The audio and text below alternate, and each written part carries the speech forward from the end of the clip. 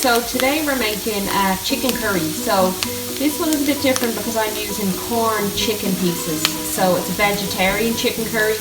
But if you were using normal chicken, you would just cook the chicken up into small pieces, cook the chicken off for around 3 or 4 chicken breasts, cook them off first. Then you would add 2 white onions finely chopped, 2 cloves of garlic, and then 1 thumb size piece of fresh ginger. I usually keep my ginger in the freezer and then I just grate the root directly in, frozen, into the dish. So I'm just cooking this off now, browning it, and then I'm going to add my spice. At this stage now, once the chicken is cooked and the onions and the garlic are browned off, you add on your dry spices. So this is when everything is dry, because otherwise all the powders will turn to a lumpy mixture. So we add in our dry powders. So our powders are half a teaspoon of ground cardamom, 1/4 teaspoon of ground cloves, 1 tablespoon of medium curry powder, okay, and I have 1 tablespoon of turmeric, which I'm just going to add in now, okay, so you'll see all the different colours are just going directly in, okay, and then I have 1 teaspoon of ground cumin, 1 tablespoon of plain flour.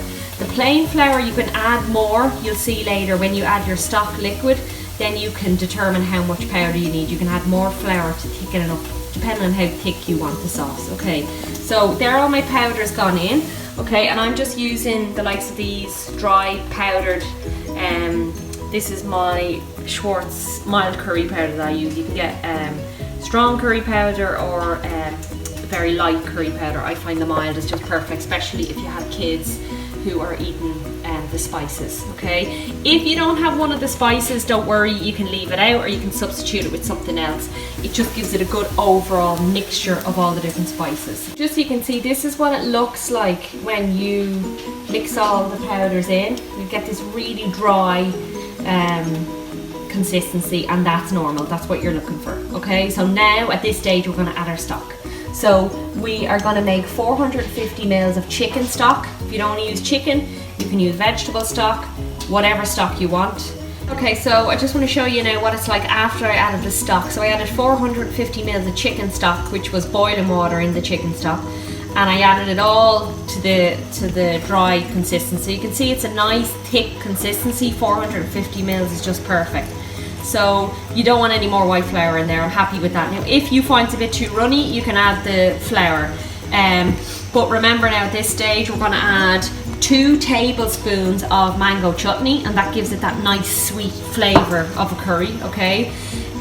You can see it's pretty dark at this stage, so what we're going to do is we're going to add in, the recipe calls for 100 ml of full fat plain yogurt or double cream. So I'm just going to add like half a cup of milk to this to give it that creamy consistency and lighten the colour, my mango chutney, and then I'll show you what it looks like. So this is the curry ready to go, okay, so you can see the consistency. So I've added my stock, I've added the mango chutney now, and I've added some milk, like I said, because if you're being a bit luxurious, you can add your double cream. If you didn't have to worry about giving this to kids, you could add half of de-seeded chili, would be lovely in this to give it a red colour, but because I'm serving it for the family, I'm not going to put the chili in, so you can vary it. So when you're serving this up, then it's nice just to have a bit of fresh coriander to put on the top to add a bit of colour again. So along with this, then I'm going to serve rice. You can serve whatever you want. I have rice, so I have 2 cups of rice, and I have 2 cups of rice. You can see the consistency, okay? 2 cups of rice to 2 cups of coconut milk. So the whole tin of coconut milk, and then fill the tin with water, and that's your consistency. So bring it to the boil and then let it simmer for around 10 minutes, and that's your lovely coconut flavoured rice. If you don't want to use coconut milk, you can just add 2 cups of rice to 4 cups of water. Okay, so that's my quick chicken curry, or in this case pretend chicken curry with coconut milk and rice. I hope you like it. If you have any comments, you can leave them on the YouTube channel.